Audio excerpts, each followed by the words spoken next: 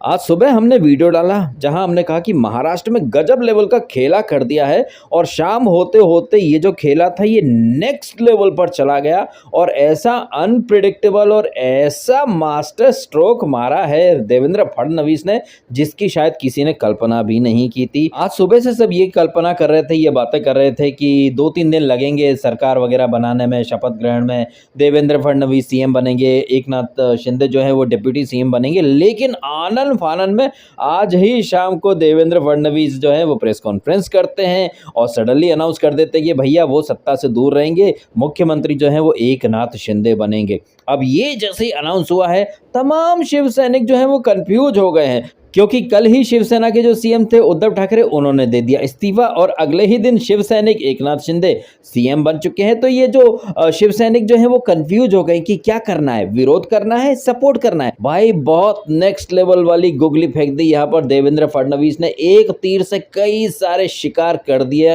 यहाँ पर देवेंद्र फडणवीस साहब ने। अभी कुछ दिन पहले उद्धव ठाकरे जो कि अब एक्स सीएम हो चुके हैं, उन्होंने क्या कहा था कि मुझे कोई प्रॉब्लम नहीं है, कोई शिव सैनिक सीएम बन जाए तो मुझे कोई आपत्ति नहीं है। लो भैया आपकी बात मान ली गई, एक शिव सैनिक को जो है यहां पर सीएम बना दिया गया है।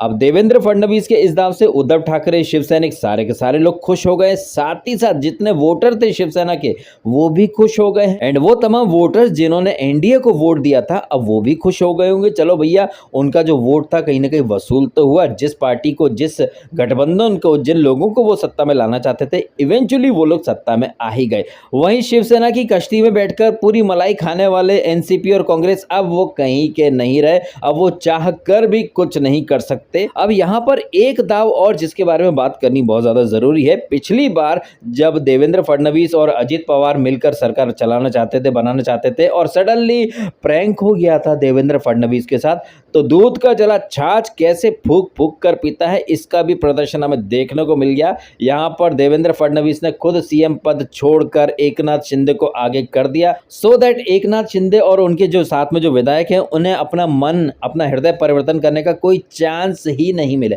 उनके मन की सारी बातें यहां पर पूरी हो चुकी हैं। सबसे बड़ी बात तो यह है कि शिंदे गुट के विधायकों को एनसीपी की महावसूली अघाड़ी से मुक्ति चाहिए थी।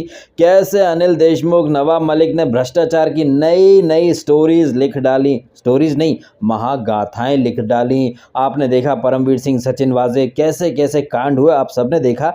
और सबसे इंपॉर्टेंट बात कि वो वीर सावरकर जिन्हें हर मराठी पूछता है, उन वीर सावरकर का आए दिन एनसीपी कांग्रेस वाले अपमान करते रहे, मजाक उड़ाते रहे, पता नहीं क्या क्या। और हिंदुत्व, हनुमान चालीसा का तो इन लोगों ने भर भर के मजाक उड़ाया। तो वो शिव सैनिक जो हिंदुत्व के नाम पर, भगवान श्री राम के नाम पर, हनुमान के नाम पर वोट मांगने जाते थे, वीर सावरकर, छत्रपति शिवाजी महाराज के नाम से वोट मांगने जाते थे, ऐसे में ये शिव सैनिक किस मुंह से अपने वोटर्स के पास जाते हो और कैसे वो वोट मांगते? भाई साहब, जिन्हें आप लोग अपना आराध्य मानते हो उनका अपमान आपकी खुद की सरकार में जो लोग वो कर रहे हैं, तो हम आपको क्यों वोट दें भाई साहब? तो ये जो एक कश्मकश कहिए या दुविधा कहिए, अंतर्द्वंद कहिए, इस अंतर्द्वंद से, इस दुविधा से तमाम शिंदे सेना के जितने भी विधायक हैं उन सबको मुक्ति मिल चुकी है, क्योंकि ये हिंदुत्व का ही मुद्दा था जिसकी बदौलत बाला साहब ठाकरे को हिंदू हृदय सम्राट कहा जाता है। अब सत्ता के मोह में बाला साहब ठाकरे की औलाद ने तो हिंदुत्व का साथ छोड़ दिया, लेकिन समय के साथ एकनाथ शिंदे ने साबित कर दिया कि वो एक्चुअली में शिवसेना के और बाला साहब ठाकरे की जो सोच थी उसके असली उत्तराधिकारी तो वही साबित हो रहे हैं। और जरूरी नहीं है कि पुत्र के अंदर पिता के सारे गुण आ जाएं, किसी शिष्य में भी अपने गुरु के गुण आ सकते हैं। तो यहाँ पर एक डायलॉग में बोलना चाहूंगा जो कि अभी सम्राट पृथ्वीराज चौहान पिक्चर में वो डायलॉग इस्तेमाल किया गया था, जहां पर वो कहते हैं कि राजा जो होता है उसका चुनाव सिर्फ रिश्ते के आधार पर नहीं, उसकी योग्यता के आधार पर होना चाहिए, मेरिट के आधार पर आदमी को आगे आना चाहिए। नेपोटिज्म या वंशवाद की बदौलत तो ऐसे ऐसे लोग भी अपनी अपनी पार्टियों के चीफ या मुखिया बन चुके हैं जो शायद उस सरनेम के बिना चुनाव लड़ते तो शायद उनकी जमानत जब्त हो चुकी होती, उन्हें कोई कुत्ता भी वोट देने नहीं जाता। तो नेपोटिज्म के बूते जो लोग हवा में उड़ते हैं उनमें योग्यता बिल्कुल नहीं होती है, ये बात एक बार फिर से साबित हो चुकी है। लेकिन ऐसे लोगों को लिबरल्स, बॉलीवुड वाले वर्ल्ड बेस्ट सीएम और पता नहीं कैसे कैसे टैग दिया करते थे, चमगादड़ कहीं के लिबरल्स।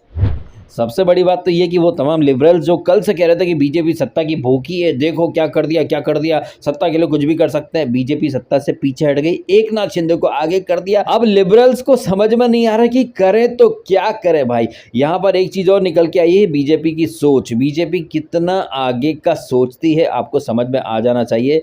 सत्ता के मोह में उद्धव ठाकरे ने अपने पिताजी की बनी बनाई पार्टी का, अपनी इमेज का, अपनी आइडियोलॉजी, सब चीजों से कॉम्प्रोमाइज करके अपने पिताजी की साख पर, अपनी पार्टी की साख पर एक बहुत बड़ा दाग लगा दिया। दाग क्या लगा दिया?